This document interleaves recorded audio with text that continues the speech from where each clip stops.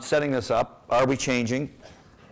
We have a conservative government, so are we becoming more anxious because of the economy? Are we becoming more conservative because we have a conservative government? Are we becoming more insecure because of ethnocultural change? Even are we scared of the other? All these people coming, they're not coming from Europe anymore. Has this got us terrified?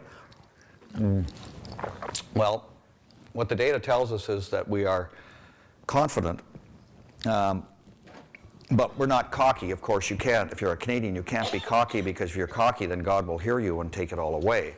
So what we have to do is we're ostentatiously understated. This is the Canadian way.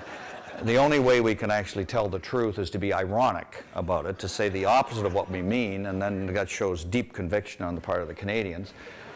And our moral superiority, of course, is feeling superior to the Americans, and that's because we don't feel superior to the Americans, and that makes us feel that we are superior to them. So that's the elevator. That's Michael Adams' history of Canada and who we are.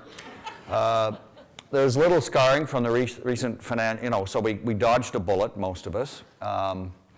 We are confident in our social welfare system that we put together, but we're thinking it's pretty big and it's probably pretty inefficient, and wasting $1 billion on this and that, I don't know, that seems like a lot of money.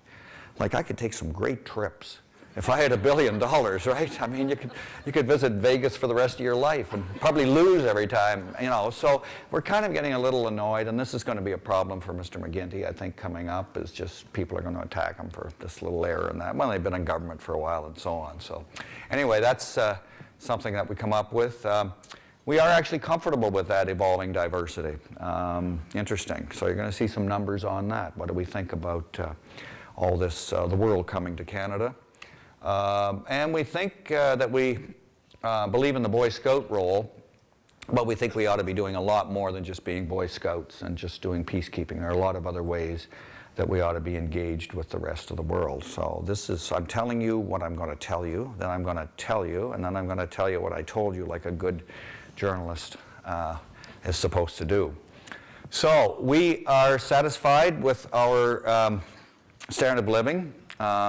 This is the proportion you see: very satisfied, somewhat satisfied. So you're up at 75% of us, or very or somewhat, with about 20% of us who are somewhat or very dissatisfied with our standard of living.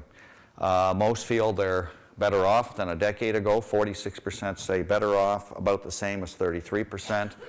Again, you've got a lot of people retiring, seniors and so on, so the fact that they think they're about as well off as they were 10 years ago is actually quite remarkable, because they're out of the labor force now. So that's also a testament to the fact we've got a reasonably good pension system in the country. Canadians are more satisfied with the direction of their country than people living almost anywhere. China, 87%, they were rocking and rolling, those guys. They think it's pretty cool, making all this money. We're 52, and then Brazil and so on. But look at this, Canada's 52, and look at our American cousins down at 30. This is, again, something that I think, when you saw the debates, and I hope your kids watched some of that too, Mr. Harper saying, it should be the economy and people are feeling pretty good. He's actually reflecting that sense that in terms of the direction of the country, the economy, and so on, we Canadians are doing pretty well. 9 in 10 feel that the quality of life north of the border is better. This is one I guess I framed and sent to my cousins in Michigan. When I was a kid in the 50s, and we'd get together at Christmas time up in Bruce County and Walkerton, I mean, we were always bragging, right? The Michiganders and the Ontarians and so on.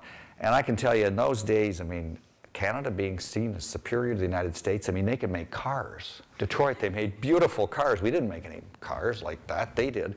And so it would seem to me that this is something rather new, and I wish we went back longer in this, but this is 73% in 1985 felt quality of life north of the border was better, and now we're up to 90%.